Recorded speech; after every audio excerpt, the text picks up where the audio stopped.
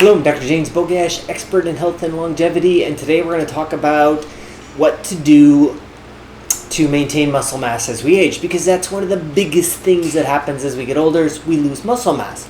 We can still add it just as fast, but we break it down faster. So you lined up, a 15-year-old, a 30-year-old, and a 60-year-old, and they can all hit the gym and add muscle mass, but the 60-year-old, unfortunately, is going to break it down a little faster. And that loss of muscle mass can create havoc, both increasing risk for fractures, increased risk of falls, but muscle is one of our greatest utilizers of sugar, of glucose.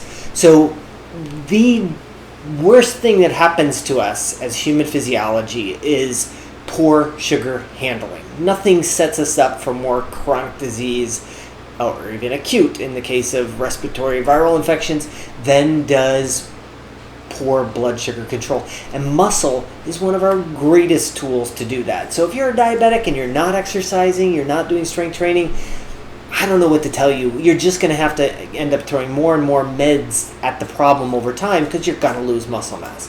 So this particular study was a review. It's a topic I've covered before, and that has to do with blood flow restriction training, or BFR. So BFR was started with injury repair. So let's say you had an ACL repair and you wanted to rehab that leg. However, that leg that just had surgery, it can't do everything the other leg is doing. But it turns out if you congest the tissues and do less work, let's say 10%, you're going to get greater gains, more muscle growth, more, and it largely stems from things like growth hormone release. Just does a lot of good things. And when I started looking at this, it's pretty heavily researched.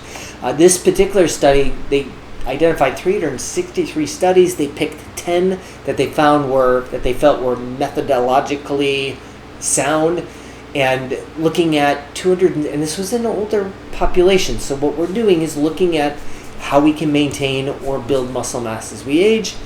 The study had 278 people, and they found that BFR, blood flow restriction training, was at least as effective as high-intensity resistance exercise. So if you don't want to go to the gym and bench press, 250 pounds 3 times, you can use BFR as a tool, which is what I do. So I've got my little BFR here. $25 on Amazon. They make really high-end kits that can tell you how much pressure. So unfortunately it's green, so it's going to look like my arm disappears. But I'll just strap this sucker on, and I'll use that to do.